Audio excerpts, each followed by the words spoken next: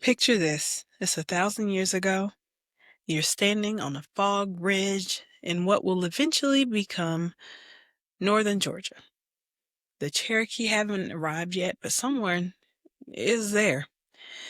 In the moonlight, you see some figures moving in the trees. They're small, and their skin is really unnaturally white. But what you notice the most about these small, tiny people are their eyes. They are enormous, unblinking, and they shine like mirrors reflecting the moon. And they can't look at the moon because the moon is actually too bright for them, and they shield their faces.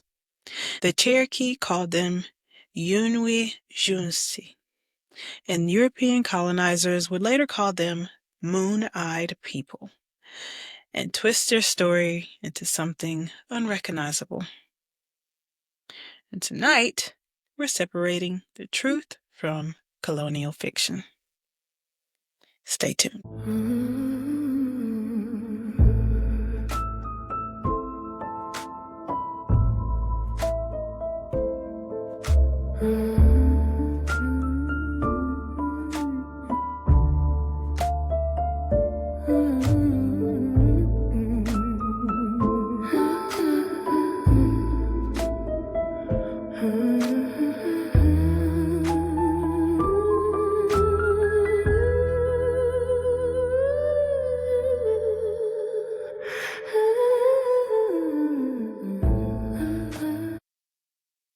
Hello, and welcome back to Beyond the Black Veil.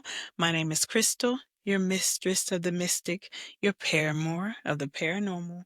And tonight we are going to be talking about the ancient Appalachian Mountains, and we're going to investigate the moon-eyed people.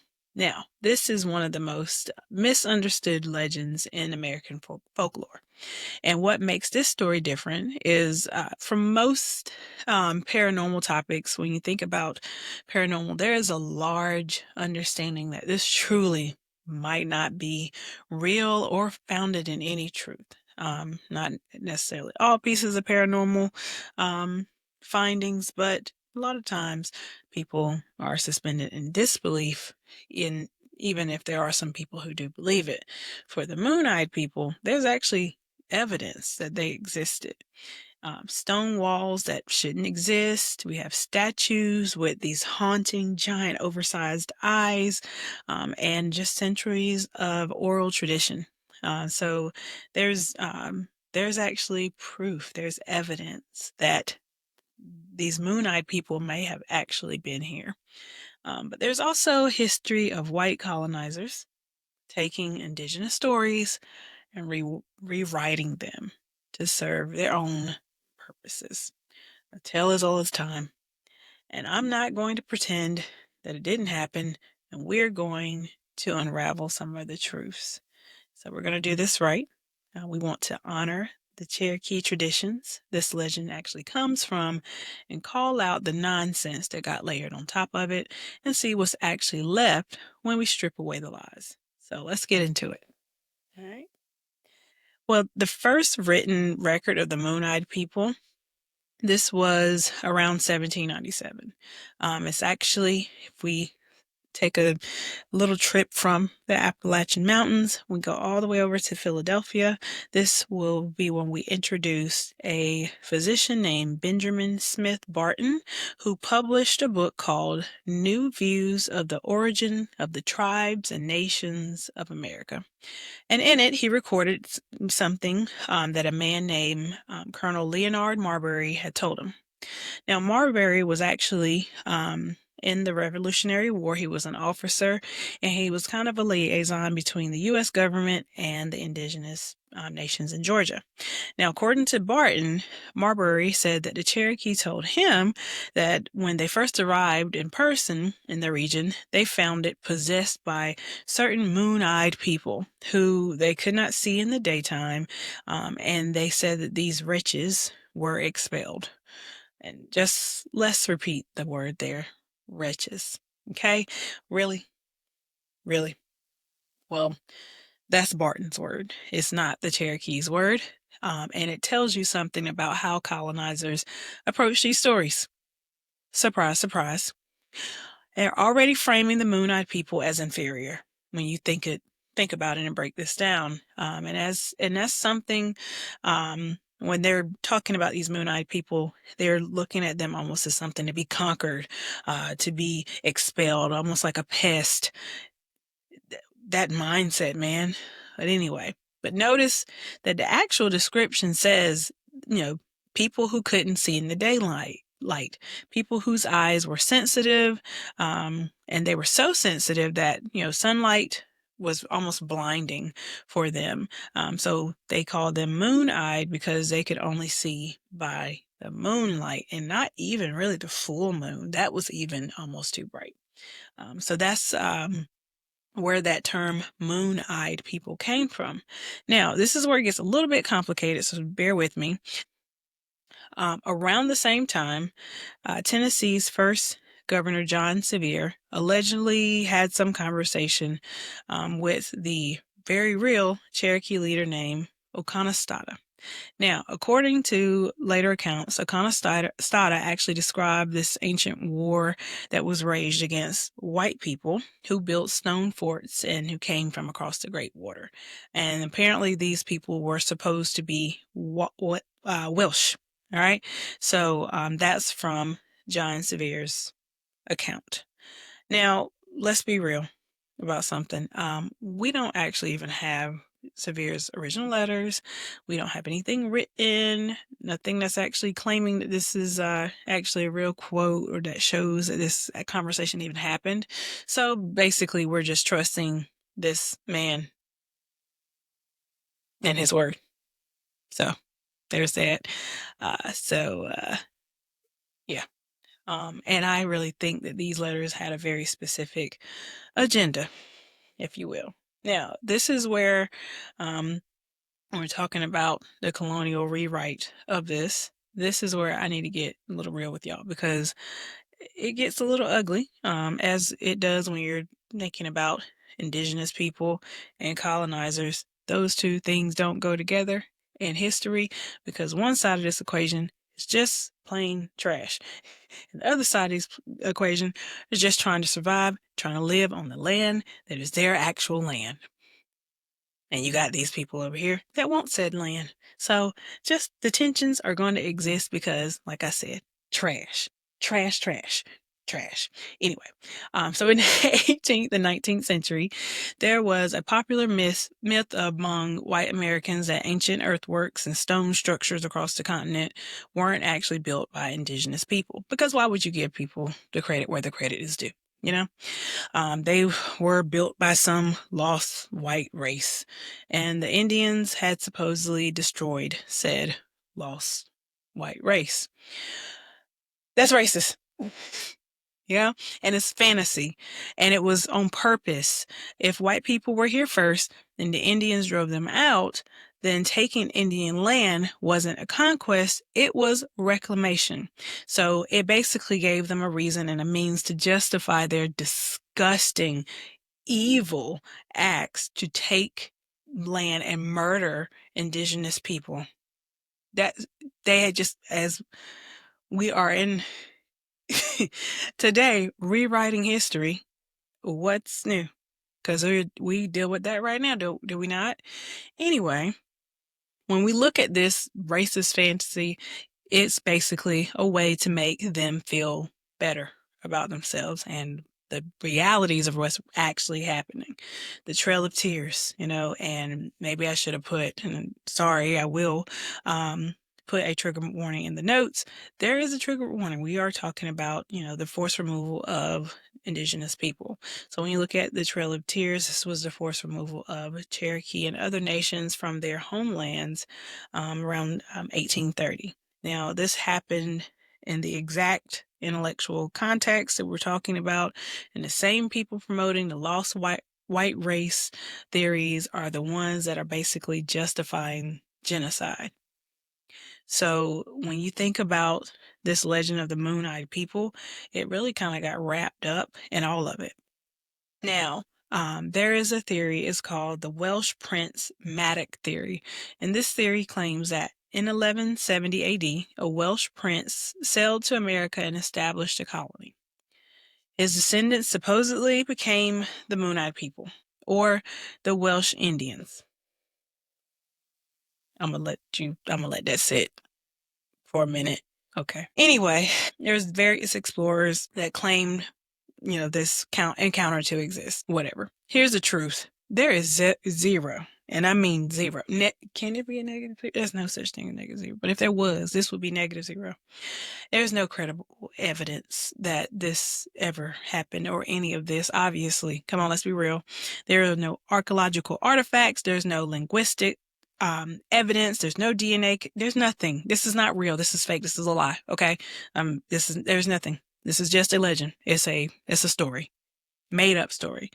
Welsh historian Gwen Williams, who wrote an entire book that debunked this myth, she called this the Severe Onakato story a beautiful example of the way minds are working in the late 18th century and basically the power of suggestion, which white minds could exercise over red.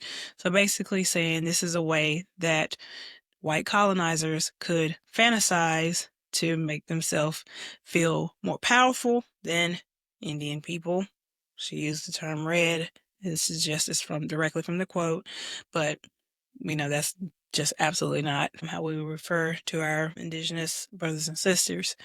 But basically, it's how it just shows this tale and just made up fantasy is taking the fantasies of white minds to make themselves feel more powerful, to make themselves have a justified means for doing terrible things to the people that were here before them, because that logically is wrong. It is morally wrong, and you have to make yourself feel better about it. So you took this basically a previous existing legend or story passed down through indigenous culture and oral history and twisted it into something that was not true.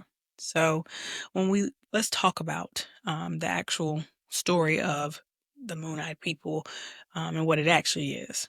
What do actual Cherokee traditions say? So the Cherokee have this extensive tradition of what they call the Yunwe Junste. And I'm probably saying that all kinds of wrong, and I'm sorry, I tried. I looked it up. That's the best I got. But it literally translates to the little people. And they're not exactly the same as the colonial version of the Moon-Eyed People. So this is what we titled this episode. This is the name that most people recognize when they hear these stories, but it's actually really not even the same of the Moon-Eyed People. There's some overlap, but it's actually a lot different. So Lynn King Loziah, an Eastern Band Cherokee author, published Secrets and Mysteries of the Cherokee Little People in 1998. This was a book that was drawing on stories that were passed down through her family and through her community. And so this is the insider perspective. This is actually a real interpretation of someone who actually lives within the Cherokee and indigenous community that can account and actually vouch for this is really the story, right? So according to Loziah, the little people aren't actually uniformly pale or light-skinned even. In many stories, they are actually the same complexion as the Cherokee themselves. And what makes them distinctive is their small stature and their supernatural ability. So this was not something that you commonly found in the stories of the colonial Moon-Eyed People. And so the little people, they actually lived still in caves, so there's some overlap there, and hidden places throughout the mountains, so usually dark crevices or deep into the mountains. They would come out at night, and they're known for doing work while humans sleep. So, for example, a farmer might wake up to find his corn harvested or a field cleared, but there's a rule. So they'll do this work for you, but you cannot ever watch them do it. Okay. So Loziah writes, they come near a house at night, and the people might hear them outside talking, but they must not go out. And in the morning, they'll find their corn gathered or the field cleared as if a whole force of men had been at work. So what you have to always remember is do not watch. And this is fundamentally different from the colonial narratives, because when you look at this version versus the colonial version presents the Moonite people as a defeated, vanished race. They actually, in their tales, they were defeated by the Cherokee people. They were driven out of their lands. They were forced to go into caves and deep down into crevices and never come out, and only come out at night and have to hide, and that their adversaries fought them in the brightest part of the moon where they would be most vulnerable.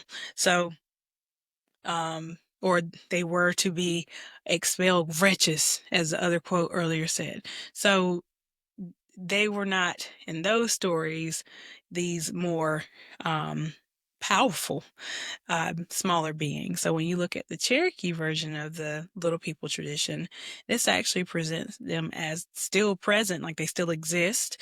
Like I said, they're powerful. They demand respect, that you can't watch them and people know you do not do that. That's that commanding of respect, of not watching them do this work while they're working in your field and clearing your corn for you, as almost this treaty or this agreement that they'll do the work, but you must abide by this rule that they set.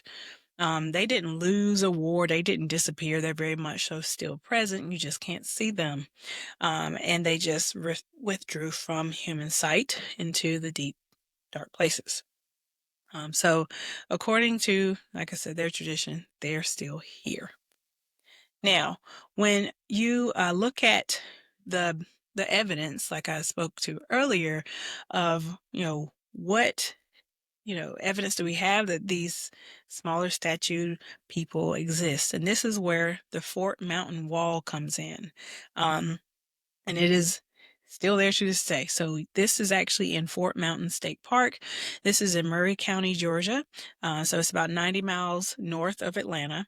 And it runs along the mountain's crest, this wall. So it's a low stone wall. It's about 855 feet long. So it's not a short wall. It's not like, 10 feet, 20 feet. It's 855, maybe plus feet long. And it has this zigzag pattern running from east to west.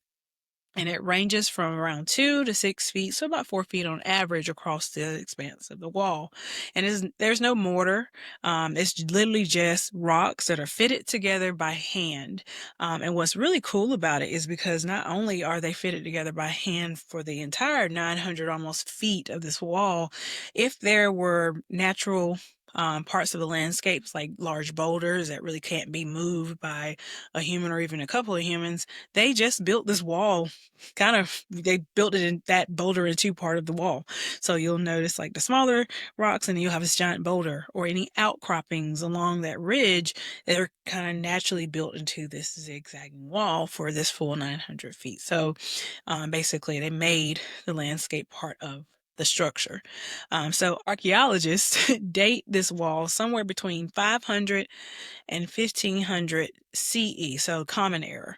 And that's about 1500 years old, basically, because Common Era starts at year one, right? So this is before Columbus, before any European contact. This is like old structure, like old, right? So this is also before Cherokee were dominant here. So who built it? if that's the case. So if it wasn't the Cherokee, and these Moon-eyed people were supposed to be here before then, like if they're not real, then who built it? Right? So archaeologist Philip E. Smith actually studied this wall. So he studied this this is the 1950s, and he measured it. He did some excavations, just some test excavations. He really took some time trying to figure out where did this wall come from. And what he concluded is that it's basically a prehistoric Aboriginal construction whose exact purpose is still uncertain. So basically, in so many words, He doesn't know, right? After all that study. So he grouped it with similar stone enclosures that were found across the southeast. So there are similar structures, sprinkled throughout. And this is a similar structure, this wall. But it's not meant to keep people out. It's too low. You could step right over it, crawl right over it, climb right over it in areas where it's like 2 feet tall. So, it's irregular. So it's not really going to have been some type of military fortification. And it might have been for some ceremonial purposes or just territory marking purposes. I actually read in one of the sources that I was reviewing this weekend. It said that the way that the zigzag pattern is might actually have had some significance to the astrological arrangements, and so it might be some type of astrology or marking maybe the solstice, and where the stars in that region line up perfectly along the wall.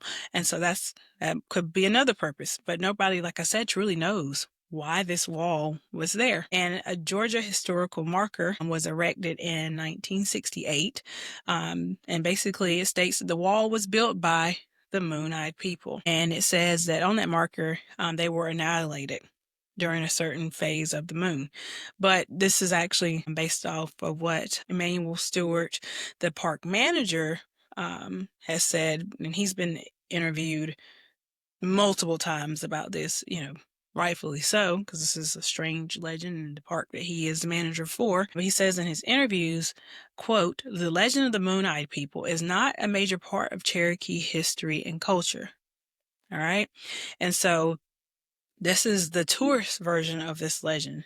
It's complete with the Welsh princes and ancient white races. It was largely created by European American writers and tourism promoters in the 19th and 20th century. So basically, it took fragments of indigenous tradition and built fantasy around it. So remixing a real story that was passed down through oral tradition and basically put their own spin on it for whatever agenda they would like to be serving with that story and the fantasy around it, or to draw people into the state for tourism so they can come see this wall on this mountain. Now, the wall, like I said, is real, but so is the mystery. And we really need to be honest about, what the colonizers made up and what really is the true tradition and the real legend and story behind the little people of the traditional indigenous stories, and not some made up fantasy. So if we're going to tell a story, while Moon-Eyed people might be what we hear commonly, the correct story is to really look at the little people story and also think about the different power difference in between those two stories. Like I said, the Moon-Eyed people were seen as defeated or a pest or something to be annihilated or driven away, while the little people almost give back to the places that they live and serve, but they are to be respected because they hold a certain amount of power, and they demand said respect. And they chose to withdraw, not that they were ran off. So that is the important distinction that we need to be very clear about when we hear or listen to this story. So let me briefly cover a few other pieces of evidence that some people have connected to this legend. So let's talk about the Murphy statue. So in Cherokee County, in the Cherokee County Historical Museum in Murphy, North Carolina, there's a 3-foot soapstone statue, depicting two figures with large crescent-shaped eyes. It was allegedly found by a farmer in the 1840s, but there's actually no archaeological proof of this either. So we don't know how old it is or who made it. It could have been made by someone who created these stories, or of the actual Moon-Eyed people, not the little people, and said, "Oh, it's Moon-Eyed people." Who knows? But there's no evidence of who made this. But the eyes, if you've seen them in photos, you'll understand why people make the connection, because they're crescent shaped. So moon shaped, so Moon-Eyed people. So that's where that connection is. All right. Now we have the Sparta burials. And so in 1882, the Cherokee Phoenix reported that workers near Sparta, Tennessee, discovered these burial grounds containing extremely small skeletons. The longest one was only 19 inches long, and some appeared to have adult teeth that had been worn down with age. But we have no follow up research. There's no museum collection, no scientific analysis, just one newspaper article from 1882, around the time that these stories were popular. And there's some modern theories. Some researchers have proposed more grounded explanation that the moon-eyed people could be a cultural memory of people with albinism. Actually, Barton, I believe, when you go back and look at some of the sources around his stories, also put that as almost a diagnosis. He was a physician. So whatever science looked like in 1790 something, he did what logic was, is put, well, maybe they had albinism, and there were some stories about people in the Panama region that also had albinism, and they had this condition, and their eyes were sensitive to the light. So he was like, well, maybe they migrated, you know, it's a genetic condition, and this causes pale skin, and like I said, extreme light sensitive. So this might represent, in these stories, as what the moon-eyed people really were. They might just have had albinism. Then you have scholar Barbara Alice Mann, and it was proposed that the moon-eyed people might refer to the astronomer priest who actually tracked celestial bodies, and people who studied the moon. So rather people who looked at the moon, not people that look like the moon or that were sensitive to the moon or had moon eyes. It's just more that's what they did. They were staring up at the sky, and there's the moon in the sky. So those might have been interpreted as the quote unquote moon-eyed people. We really don't have any definitive answers overall, but I think it's really significant that researchers are now actually approaching this legend with respect for indigenous knowledge rather than just trying to fit it in the previous colonial frameworks. So that's the important thing here, is that there's recognition and acknowledgement that those previous stories around the moon-eyed people and, them being driven out or them being driven down into caves, it actually is fantasy and it's nefarious. So giving that true respect to the indigenous communities is what's important. That's what we should be doing as telling these stories. So, I can draw you in with the popular name, the moon-eyed people, but my goal here is to actually correct. You might hear moon-eyed people, but that's actually not the true story behind these people. So just that's it's really refreshing to know that modern times we actually are recognizing, like I said, and acknowledging that. So where does this leave us when we look at all of what we talked about tonight? Here's what I believe. After researching this topic, I think that the Cherokee and other indigenous people have genuine ancient traditions about these mysterious beings who lived in the mountains, in the forests, and they're complex, they're nuanced, just like any of the other stories that we've heard coming out of these communities. And, in their stories, they're still living, and they're not just some historical curiosity. So I believe the stories that I am hearing from our indigenous brothers and sisters, and if they say that there are little people in the woods that do work for you, you know what? If that's what's real, then that's what's real. I believe way stranger things. So if I'm going to believe something, that's the story I'm going to believe. European colonizers, they encountered fragments of those traditions, and they twisted them and reinterpreted them, through their own racist assumptions. And they invented these lost white races and Welsh princes. And it's just, like I said, it's just to justify the land that they stole and the people that they murdered. It's the genocide. So I don't give that any credence, any truth. It holds no weight in my view because it's evil. And so it doesn't mean there's nothing to this mystery, because that moon-eyed people moniker actually is a little dark when you think about it. The wall exists, and we do not know where it came from, and it's ancient.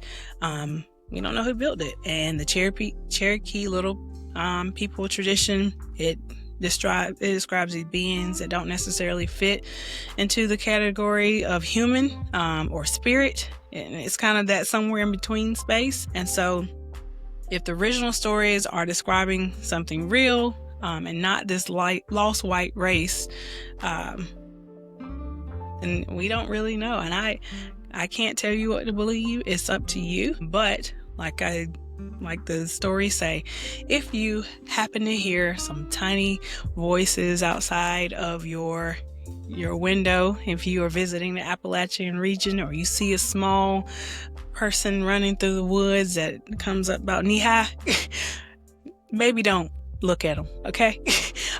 Or if they leave you a trinket, because in some of these stories they actually are said to leave gifts, but you have to ask permission. Ask permission before you take that hunting knife or that trinket that you find laid out, across your trail. And respect the stories, respect the traditions, and don't watch them, but also keep your eyes open anyway. All right, that is all I have on the moon-eyed people or the little people. And hopefully this was an interesting story. If you like these types of stories and more, I have other episodes of the podcast on Spotify, YouTube, all the other listening platforms. I also have some short form videos on TikTok that are different stories that I find around the internet, or different small topics or small mini stories as well. So you can find me at BTBV Podcast on all socials, Beyond the Black Veil on YouTube, or at BTBV Podcast, also on YouTube. Right now, because I'm just starting out, a little hard to search, honestly. I've tried to search it and it's a little frustrating, but you'll find me, hopefully. And when you get there, if you can like and subscribe, especially if you could subscribe, that way you'll know when I'm posting new episodes. Right now, I'm just kind of cranking them out until I get enough where there's about 10 or 15 for folks to actually consume, if you want to do a day of binging episodes. And then I'll get a cadence of these, probably weekly by weekly or whatever. So please follow me. I hope to see you over on my socials. I do comment and respond back. Also, if you have a story that you want to submit, whether it's paranormal, if you have seen one of the little people, then let me know. Or any true crime or close encounter with real monsters of humankind, send those over to btbvpodcast@gmail.com. I would love to hear from you. If you just want to share anything about yourself, I'd love to hear from you as well. So thank you for joining me. I'll see you later, and have a great day. Bye.